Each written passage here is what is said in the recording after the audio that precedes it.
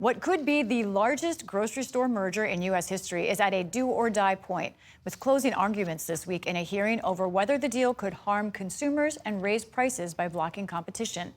Kroger's nearly $25 billion purchase of Albertsons would bring together a number of well-known grocery chains under one company, chains like Safeway, Harris Teeter, Ralph's, and Smith's.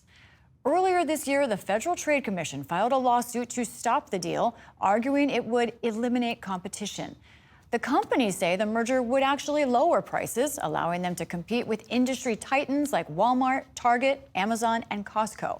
All this as both 2024 presidential campaigns focus their attention on finding ways to lower food prices that have shot up nearly 30% since 2019.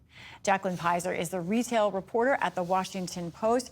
Jacqueline, give us some context. Where are Kroger and Albertsons, these companies, on the list of grocery chains in this country, and how much space do they occupy? Yeah, so Kroger is the #2 in sales for groceries across the country, and Albertsons is about #4, tied with Amazon, which includes Whole Foods. So they're two of the largest grocery chains throughout the entire country, and them combining together would make them still #2 and still a bit less than Walmart in sales, but they'd still be a pretty big behemoth when it comes to traditional supermarkets. These are already heavyweight companies. Why do they say that they need to merge to stay profitable? For them, they see Walmart, they see a lot of other grocery chains that are coming throughout the country. We have Aldi and Lidl, which are a very specific kind of grocery shop, but they're certainly expanding. There's online groceries, there's clubs like Costco and Sam's. And so for them, they're saying, we need to combine forces to better compete with these other grocery chains. Why is the FTC taking them on? What's their argument? They're saying that it would eliminate competition, and their definition of a supermarket is very specific, and it only really includes these major chains. They're not counting Costco. They're not really counting Walmart or Amazon. So in their perspective, they're saying by eliminating this competition, it will disincentivize them to lower prices. And I guess that's one of the questions here. Like, how does the FTC define a supermarket? Yeah, it's complicated, but for them, they look at it as a one-stop shop kind of shopping experience. So you go to a Safeway and you can go to get a cake for your son's birthday. You can get your medications. You can go to the deli counter, and you can do all in one. But then you look at a Costco, and that's a club membership. You have to pay to go in. So they're saying that this is a very unique shopping experience that doesn't really compete in that sense with, say, a dollar store or, a Lidl. As I said, that is in dispute from the companies. Mm-hmm. But this also brings us to the big topic of grocery prices themselves. What's your reporting on what this merger could mean for grocery prices? It depends on who you ask. So Kroger and Albertsons are saying, when we combine, we will be lowering grocery prices. From day one, they're investing $1 billion into lowering the price of food.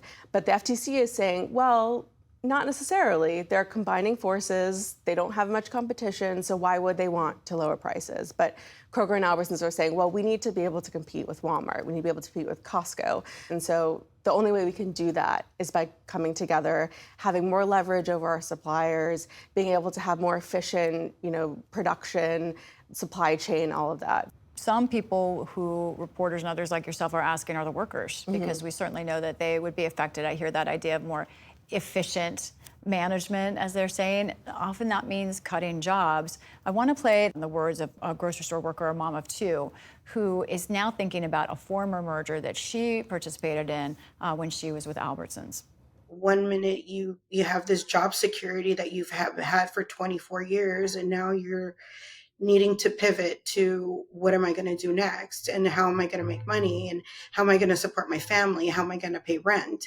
I mean, initially when I started in the industry, there was multiple grocery stores. There was Hughes, Vons, Albertsons, Ralph's, Safeway, all in Southern California. Now we're down to 2 companies. And we received a statement from the union representing grocery store workers, the UFCW, opposing the merger.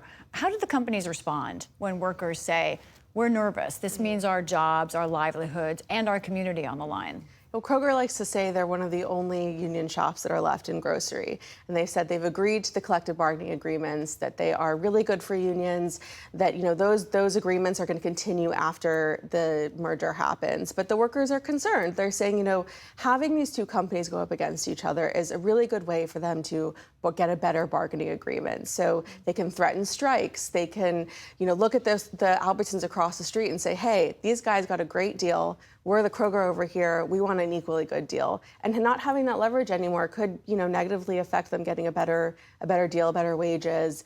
But Kroger is saying, we're investing $1.3 billion in better wages, better benefits. So both sides have different views on it. The decision here will be made by a judge. This is really a preliminary injunction, but why is it the case that the companies say that this decision actually could seal their fates? Yeah, so the Kroger attorney during his opening argument said to the judge, if you allow this injunction, then we are done. The merger is done. They announced this merger in 2022, so it's been a long time. So for them, the time is running out. They're not going to spend more time in No, yeah. yeah. Jacqueline Pizer from the Washington Post, thank you so much. Thank you.